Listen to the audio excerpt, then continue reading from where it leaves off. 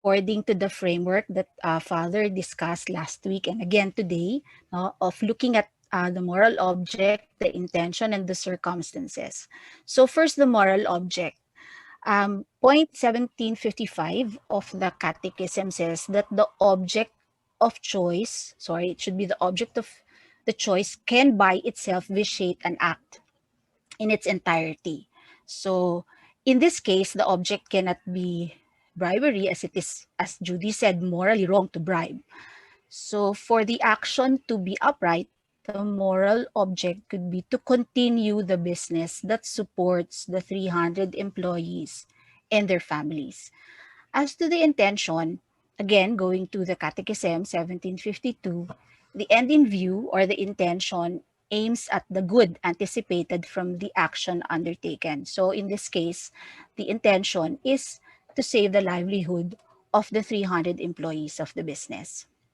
Finally, on the circumstances, 1754 of the Catechism says that the circumstances of the action can contribute to either increasing or diminishing the moral goodness or evil of the human acts.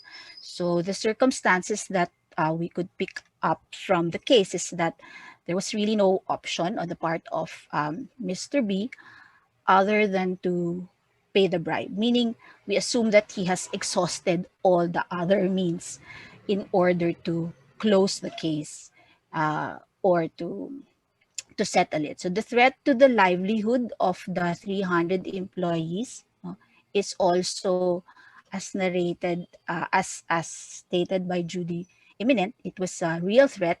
It was not merely a perceived threat on the part of Mr. B, nor was it merely an indirect. No, the loss of the livelihood was not merely an indirect consequence of if he would not pay uh, the bribe. I will stop sharing there so that Luz can present to you the second point of view. Okay, Miss Luz. Good evening, everyone. I'm sorry I was not able to prepare the slides for this, and allow me to just speak slowly.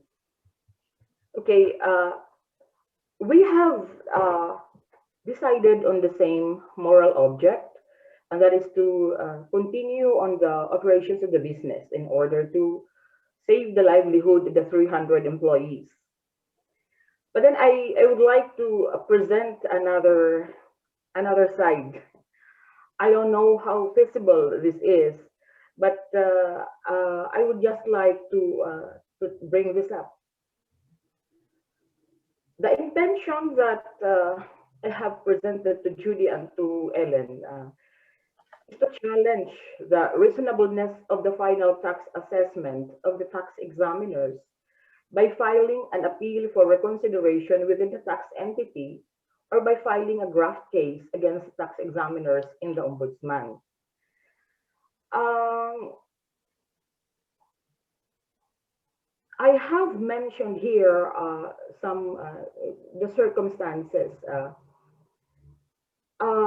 Mr. B exerted all efforts to present his side and show records that he had been paying the correct taxes the past years and even tried to appeal for reconsideration, but to no avail. So the request for reconsideration has already been done, but I think in the appeal process, there must be something within the tax entity that will allow the petitioner or the businessman to elevate it to the higher level. I'm not very sure of the process.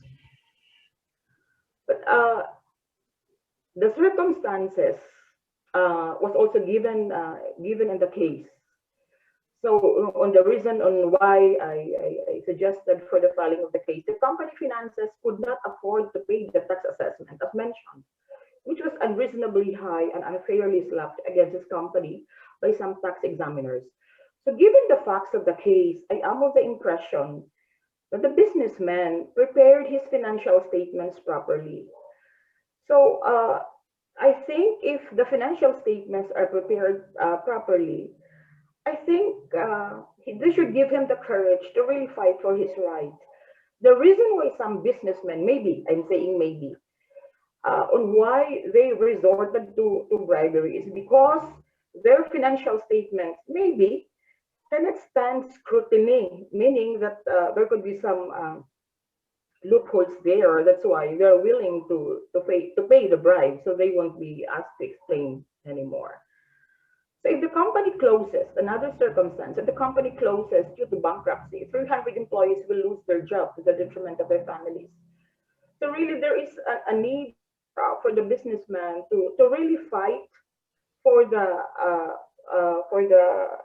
continuance of of his business, because aside from his own interest, his employees will also be affected. And imagine to have 300 families losing livelihood. It would be very difficult also. So there is one additional circumstance that I added, because uh,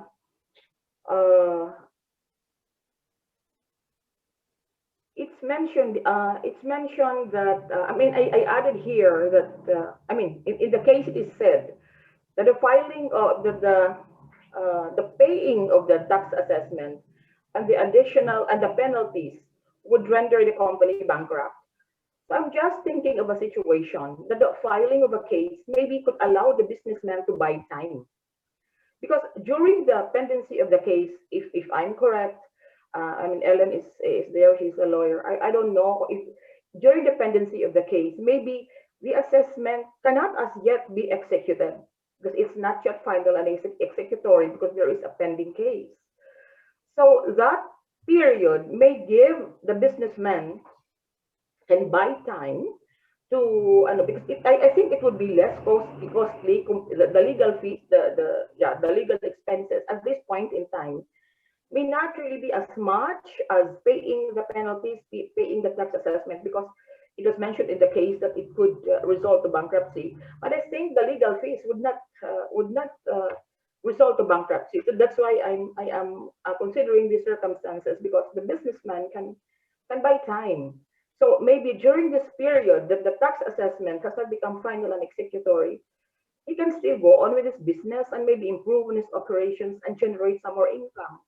So in the meantime, while the case is not yet being decided upon, he can go on with business as usual. I don't know if I'm correct. Maybe Ellen can correct me on that.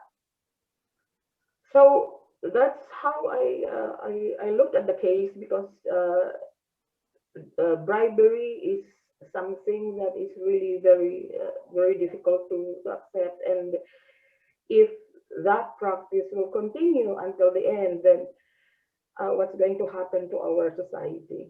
It may be the practice, but somehow the public must have the courage to do something, especially if, in this case, the businessman is doing right in preparing his financial statements. That's all. And Yeah, thank you. yeah. I would thank you for the points of the catechism, and I think it was well researched. I also agree with all your points. I would just like to add, when you were listing the circumstance, especially the slide of Ellen. In fact, some of those are affecting the moral object.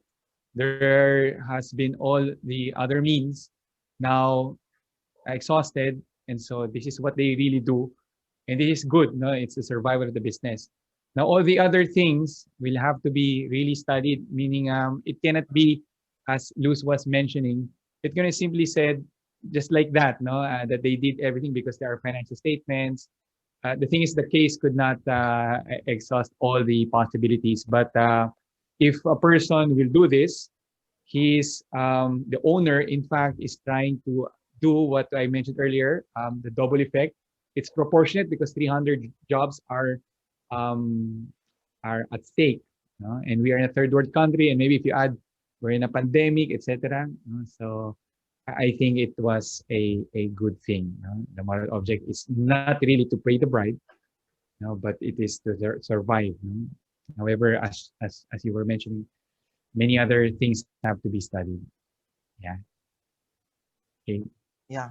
Okay. Thank you, Luz Thank and you. Thank you Ellen. very much. Galing. Yeah. Okay, thank you very much. Are there questions from the audience before we move to the last case? I think, okay, I think we have one question from Jo, Father. How can you say that Yeah. something outweighs another? Yeah, it's a way outweighing another because of the, how do you call this, the clear effect and the clear values that are involved. For example, the 300 jobs, in the case of the Philippines, a third world country, involves many other families. Now, the context is that also, don't get scandalized, but we have a system here in our country that is a bit, there's corruption. So that the act itself, it's the evil act is the payment and protecting that system or falling into that system trap compared to the livelihood and the families, which definitely outweigh this other thing. So in other words, you will have to balance the values involved, the persons also involved. So it will be case to case as how you analyze it. Okay. Okay, thank you, Father. So now we Okay. move on to the last case. May I call on Leanne? Thanks, Rachel. Hold on, I'll just share my screen.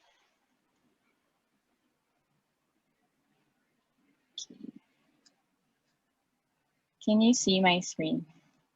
Yeah, I can. Yes, We can. yes. Okay, so I'm presenting for the CCC group with Alisa, with Joe, and with Mary. Hold on, let me just.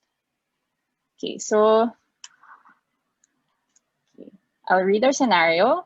So my husband and I have been friends with another couple for many years. We have spent vacations together as well as many holidays.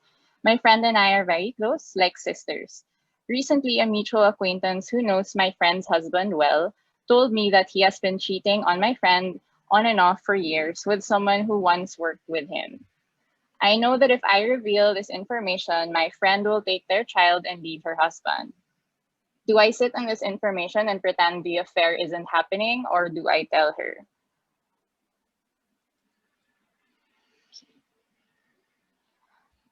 Just a disclaimer, it has nothing to do with the royals. This is just for visual. Their visual Thank you for the aids. disclaimer. Very important. Yes, I don't want to involve them in a scandal. But anyway, this is what our group identified. So the issue is obviously infidelity. The moral object is to tell the truth. And the intention is to be a good friend. Okay, so I guess it's really the question is, do I tell her? Because yeah, just to go back to the scenario, it's I'm trying to be a good friend. Yeah, the role is to be good because we are sisters. We're somewhat like sisters, and it seems like the moral act is to tell my friend, because telling the truth is just. So she deserves to know the truth. However, so I might cause that breakup of my friend's marriage. So that's what's stopping me from telling her right away. So but then also if I tell her I'm not 100% certain that she will leave her marriage, it's still her choice on what steps she will be taking after. So with that dilemma, what's a better plan? So we decided as a group to move with prudence. So it would be better to proceed with caution. So going back again to the scenario, I'm not only friends with her. So I, together with my husband, supposedly are friends with both her and her husband. So it might be more prudent to talk to the husband first. And then, so accordingly, the subpoints would be to verify the information with him, to ask him what he would do to rectify his actions, and to ensure that he will not continue hurting his wife and his child. But of course, it's not something that I can control after that conversation. So another thing that I could do is to drop hints to my friend of this possible affair, the affair that's been happening. Because again, we've identified that it's not really the most prudent thing to go directly and just suddenly start telling her this information. So very quick. That's basically it.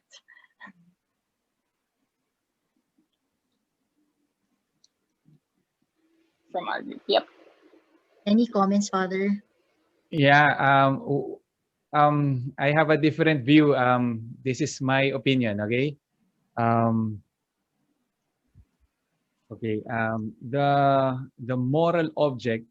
I formulated it like this. No. Is to save the marriage. Meaning, intent also. So rather, that's intent. Save the marriage. No, to save the marriage. And I think I'll share it with all who are listening. I chose this intention because it is over and above many other things in this case. I feel that it is over and above also the friendship between girls, no, because there are how do you call this, several consequences in case there's a breakup there. Okay, with that in mind, the intention, the moral object now will also be reformulated, I think. No? If the person chooses to be silent, okay, with that intent, I would respect that. Meaning, you chooses not to say with the intention of saving the marriage. No, I think that would be very good. However, the circumstances, which include the closeness, the proximity, would have to produce in that person, I think, another action, another decision. Now, and that is the how to go about this information, no? To save the marriage still. No? And that one, what you mentioned, the very first one, I think is the most prudent choice. The action, the moral object becomes, so the intention is the same, save the marriage. And that is number 2, save the marriage. Go and tell the husband face to face. Now, you are my friend. Your wife is my friend. I want this saved. I heard something. Let's talk about it. You and face to face. Now, if there's a certain closeness. Anyway, and it goes very complicated because there are many other circumstances are not involved. But for the others who are listening, I just want to make it clear, the intent, I think, has to be, or if not singular, or not the only one, has to be inserted there, save the marriage. Yeah? Okay. In fact, we protect really, we priests, as confessors, also put that value many times over and above other considerations. Yeah. If we Father? are asked, for Hello. example, yes, Oh, sorry, Father. I just like to add something to the presentation. go. Uh, the reason why we chose to talk to directly to the husband is because we also considered, based on the case, the level of relationship that they have with, Yeah. kasi they're friends. I think you've mentioned also Yeah, the what is it? Like how is it that kind of friendship? Kasi if it's just we're just merely acquaintance, it's gonna be weird, or it's gonna Yeah. be like that person would not believe me, or I'm just making stories. So the reason why we wanna go directly to the husband is because we, based on the case, the level of friendship that they have is really yeah, close. yeah. So yeah. Also, was that Abigail? I forgot who was It's Joe, talking. Father. Joe, yeah. I would also add yung I agree with all the things that you said, but the dropping the hints, I think may be contextualized in this what I will say right now. Strengthen the marriage, no? Meaning if for example you know an information about infidelity, I would recommend, and this is how I would phrase it, strengthen that they date. No, we no need, I think, with divulge that information, but you can tell your friend, why don't you win him? No, why don't you? Kasi the hint which could make her get a spy, perhaps, could, I think, no, destroy the marriage. No, so if I were the one to advise, now, as I mentioned earlier, I may be in this case, no, depending on the emphasis of the information, but as I see it now, it may be good. The hinting would lead to that they strengthen their marriage. That's how I would do it, or I would advise another person. Yeah, that she does not suspect. She does not suspect of an infidelity. Rather, that she works on, my friend, in the case of the girl, my friend works on the strengthening of their marriage. Thank you, Father. Yeah, that's my opinion. I mean, I just said it because this example happens in real life. I give it as an advice as well in the confession. No, what happens? No, what should I do? No, if a person is unfaithful, he himself. No, should I tell it? No, you pray about it. I would say. I normally would ask the person to discern. No, that information, should I give it? No, because if she decides to separate, clearly, and then leave it in the hands of God, I would advise to that extent even. Because of the primary, save the marriage. It is wounded from your end. Don't break it from her heart. Okay. Mend it from your heart. I would tell the guy, and then fix it with her, with everything that you lacked. You're all women here, so you now know what I say to the guys. Okay.